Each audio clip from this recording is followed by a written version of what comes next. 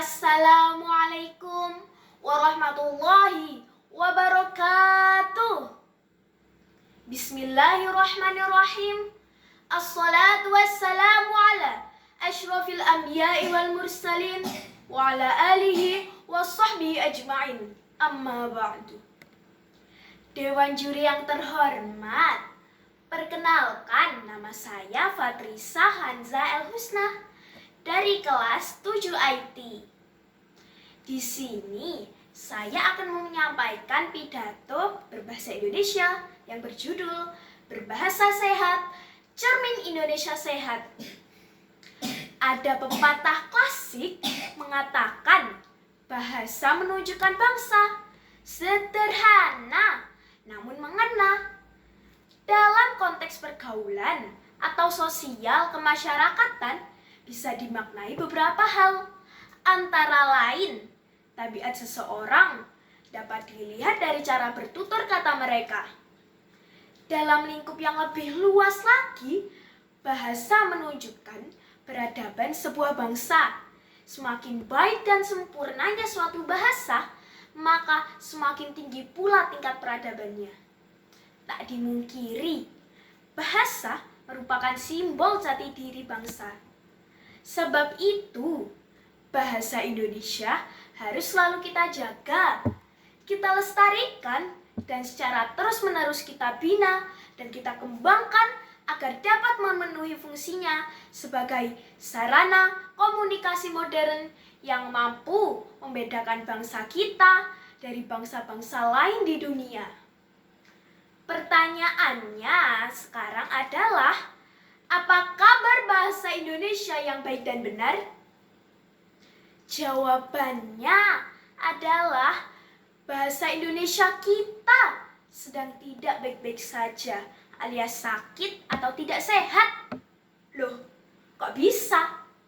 Ya, realitasnya adalah generasi muda sekarang, terutama para remaja, lebih suka dan bangga menggunakan bahasa non-formal atau tidak baku, alias bahasa gaul. Sebut saja kata-kata yang sangat familiar di telinga para remaja kekinian, yakni baper alias terbawa perasaan, gemoy alias imut atau menggemaskan, gabut atau gaji buta alias tidak ada kerjaan, mager alias malas gerak. Belum lagi sederet kosakata aneh di lainnya, semisal kui, gokil, dan seterusnya.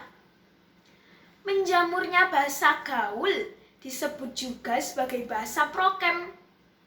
Ini telah mengubah sifat para remaja dalam menjaga eksistensi bahasa Indonesia. Tanpa disadari, mereka telah menggantikan bahasa baku atau asli Indonesia dengan bahasa prokem. Bayangkan saja jika setahun muncul 10.000 kosakata baru, maka 10 tahun ke depan 100.000 kosakata Indonesia akan tergantikan. Benar-benar mengkhawatirkan. Ironisnya, di era global seperti ini, media justru kerap menyuguhkan beragam informasi serta hiburan dengan bumbu racikan bahasa gaul bercampur dengan bahasa asing. Padahal peran media massa, baik cetak, elektronik maupun media sosial, sangat vital dalam menyebarluaskan sekaligus memengaruhi audiens bertutur bahasa yang baik dan benar. Maka yang terjadi kemudian adalah kemerosotan moral, etika, akhlak, sekaligus miskin adab. Ya, disadari atau tidak, bahasa gaul mempunyai dampak pada perilaku yang tidak baik. Contoh, bahasa gaul apabila digunakan pada orang yang lebih tua akan terlihat tidak sopan karena keluar dari tatanan norma dan sopan santun. sebagai generasi penerus bangsa. Lantas, apa yang bisa kita lakukan agar bahasa Indonesia tetap langgeng dan tidak tergerus oleh bahasa gaul?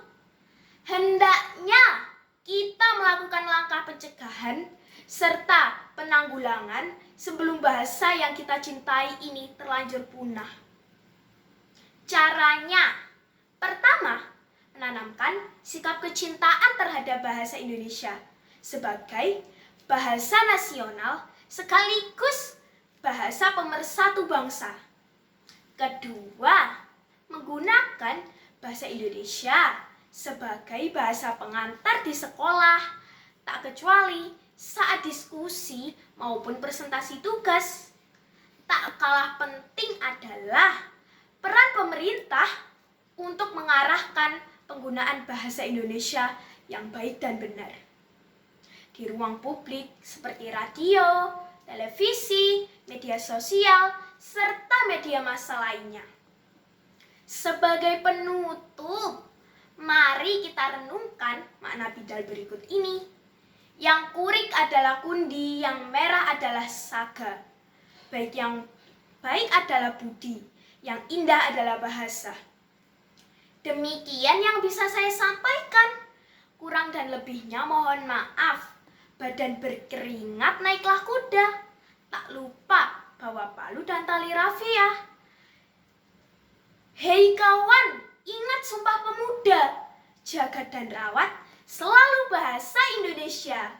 Billahi taufiq wal hidayah, waridha wal inayah.